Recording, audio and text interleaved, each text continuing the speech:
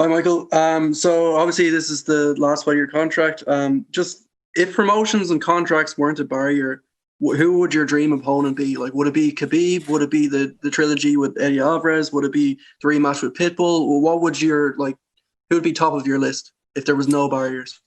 It's hard. I mean, yeah, when you think about barriers or you think about just different things, you fight Khabib because he's the number one guy in the world. You fight Eddie because you cap off the trilogy.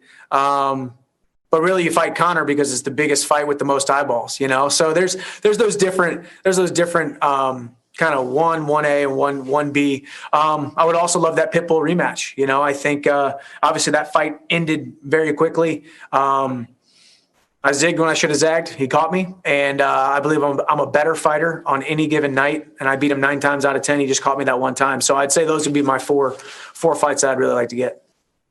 And you've had some tough loss in your career. You went on a tough skid, but you always come back from it. You always bounce back. How do you where do you get that mental fortitude to come back from a tough loss or coming back from a tough losing streak? And how do you overcome the fear of failure? I think that was the thing, fear of failure is the most poisonous drug you can ever take in your entire life. Being afraid to fail. And then once you have a failure, trying to run as far away from that failure as possible.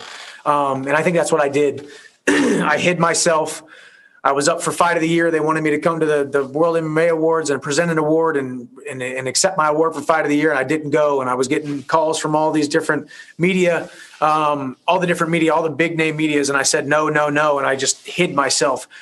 You got to put yourself out there for all the world to see, because if you fail while daring greatly, you're only going to get criticism for the critics who are sitting on the sidelines. And I realized that during that skid. I realized that kind of long ago that you never get criticism from people that are above you. You only get criticism from people that are behind you or below you. And a lot of times you are your own worst critic, and your inner dialogue, your inner talk is the most detrimental things that you can hear in your entire life. So for me, it's also just realizing how truly blessed I am to have 2 capable hands, 2 capable arms, 2 capable legs, to be able to go out there and perform in front of millions of people and do something not a lot of people get to do, that's inspiring, that's uplifting, that is a metaphor for life. Fighting in a cage for a living is a metaphor for life, and I'm painting a masterpiece every single time I step into that cage. So it's a wonderful, beautiful blessing of a life that I get to live, and to give anything less than my best, or to ever quit,